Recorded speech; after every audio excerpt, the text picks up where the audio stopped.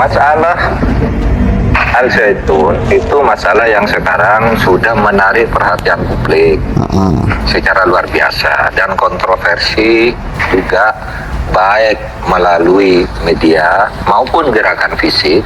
Kontroversi itu sudah timbul, sehingga saya anggap serius dan harus diselesaikan. Ini apa? Dan untuk itu nanti sore, Sabtu sore ini jam 4 saya akan rapat dengan pejabat-pejabat tertinggi di lingkungan Polhukam untuk mengambil sikap. Nah, sikap ini kalau saya sudah memetakan ada urusan pendidikan, itu pondok pesantren.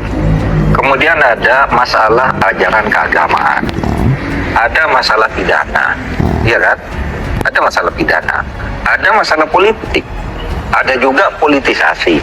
Nah, ini nanti akan dipilah-pilah kita mau mengapakan terhadap berbagai hal ini, kan gitu.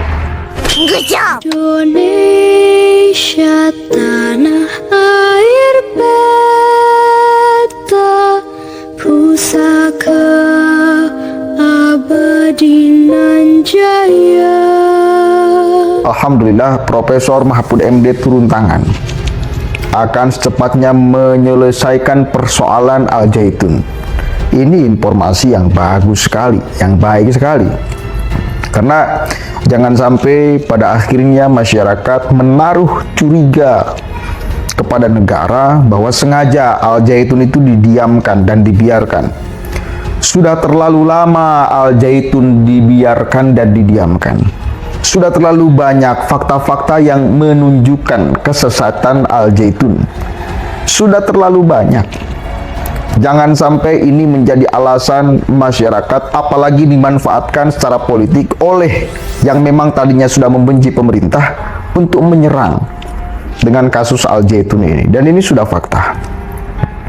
Banyak orang yang pada akhirnya satu kali lagi menaruh curiga kepada negara, dan ini tidak bisa dibiarkan, mesti diselesaikan. Cukuplah Kementerian Agama dengan Gus Yakut lah ya, dengan Profesor Mahfud MD, saya kira untuk menyelesaikan persoalan ini. Kita dengarkan dulu ya statement Profesor Mahfud MD. Kemudian ada masalah ajaran keagamaan, ada masalah pidana, iya kan? Ada masalah pidana, ada masalah politik, ada juga politisasi. Nah, ini nanti akan dipilah-pilah kita mau mengapakan terhadap berbagai hal ini, kan gitu. Nah, saya tidak tahu keputusannya seperti apa, tapi jam 4 sore ini, Sabtu ini, kami akan rapat. Upaya politisasi, apakah ada indikasi? Upaya politisasi itu artinya biasanya ada orang menjadikan isu itu untuk memojokkan pemerintah misalnya. Pemerintah ini kok diem aja, anda becus, kalau orang lain langsung ditangkap, kalau ini dibiarkan, kan gitu. Itu kan politisasi. Padahal ini kan sebenarnya kan baru muncul seminggu ini kan. Pemerintah tidak terlambat. Bahwa Al Zaitun sudah punya masalah sejak dulu, ya sejak tahun 2002. Lalu reda. Kemudian beberapa reda, para pejabat banyak berkunjung ke sana, reda. Ini terakhirnya muncul lagi karena ada masalah-masalah baru muncul, ya. Sehingga kalau begitu ini ramai, sudah terjadi konflik, ya. Konflik apa? Konflik ide, konflik opini di berbagai televisi, berbagai koran. Kemudian konflik fisik juga di lapangan, iya kan? Ada demo sekian orang dihadang oleh sekian orang. Kemudian pemerintah daerah membentuk tim dan sebagainya. Nah, menurut saya bahan untuk bersikap itu sudah cukup. Meskipun misalnya kemarin Panji Gumilang tidak mau menjawab 4 dari 6 pertanyaan, dia tidak mau. Tapi kan sumber-sumber lain, temuan-temuan lain itu kan bisa cukup untuk menyimpulkan kita mau apa. Nah, saya tidak tahu kita ini mau apa, karena nanti sore saya mengundang Mendagri, Kapolri, Menak, BIN, Kejaksaan Agung untuk bertemu di sini. Kemenkumham bertemu di sini, dan saya juga mengundang utusan atau Gubernur Jawa Barat atau wakilnya, karena mendadak mungkin tidak bisa langsung berangkat. Saya mengundang sore ini, mari kita jahit masalah ini, lalu kita petakan, lalu setiap anak peta ini mau diapakan. Itu aja. Saya tidak bisa menyampaikan apa-apa sekarang. Nah, rapatnya masih Sabtu sore nanti. Nah, terkait yang tadi Bapak sampaikan soal kelihatannya ada pembiaran yang berlarut bahkan sudah tahun 2002. Ada pihak-pihak yang menganggap bahwa ini backingannya sepertinya bisa. Nah, itu termasuk mungkin bagian dari isu politiknya.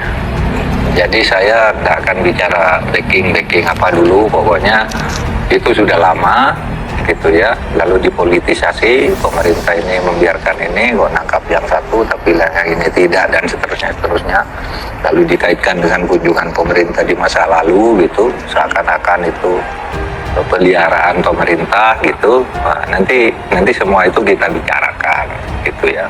Nah, saya sendiri sih pemerintah juga tidak pernah ke sana, tidak pernah kenal juga dengan Al Zaitun, dengan tokohnya maupun dengan. Tapi ada dua hal yang perlu diselamatkan, Pak. Ya.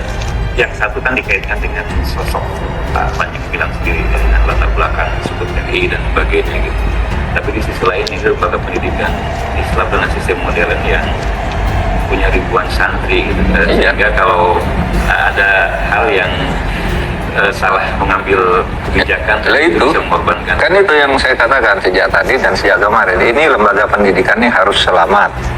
Tapi ini ada masalah hukum nih, ada masalah politik, ada politisasi, kemudian ada informasi-informasi yang saling bertentangan. Nah, kita jahitlah dulu nanti. Saya belum bisa mengatakan apa-apa, tapi pemerintah akan bertindak cepat. Oke. Suaranya kecil, cuma kalau pakai headset bakal terdengar cukup saya kira. Poinnya, Mahfud MD sudah akan turun tangan mengumpulkan para pejabat negara. Profesor Mahfud MD turun tangan akan secepatnya menyelesaikan persoalan Al Zaitun. Ini informasi yang bagus sekali, yang baik sekali, karena jangan sampai pada akhirnya masyarakat menaruh curiga kepada negara bahwa sengaja Al Zaitun itu didiamkan. Ya, dari mulai gubernur Jawa Barat yang teritorinya memang di Jawa Barat. Saya sebagai orang Jawa Barat juga malu sekali melihat fakta-fakta yang bersebaran tentang Ponpes Al Zaitun. Sebetulnya sudah sedari dulu, cuma memang ya karena nggak tahu ini persoalan Al Zaitun luar biasa, dan sekarang alhamdulillah kembali ngangkat. Mudah-mudahan dengan kembali ngangkatnya ini, dengan kembali viralnya ini, persoalan Al Zaitun ini selesai. Apalagi para alumni Al Zaitun sudah berbicara bagaimana Al Zaitun dijadikan pusat ya NIKW 9, pemahaman doktrin agama yang menyimpang di Republik ini. Bahwa kemudian sekarang mereka mengatakan mazhab Bung Karno segala macam itu hanya kamuflase mereka aja. Kamuflase mereka aja. Coba lacak.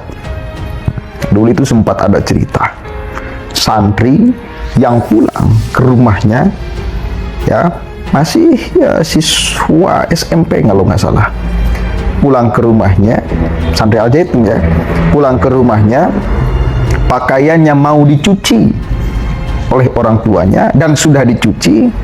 Santrinya marah-marah. Kenapa? Karena menganggap bahwa itu najis. Kenapa najis? Karena dicuci oleh kedua orang tuanya. Ini kan apa-apaan pemahaman kayak gini deh.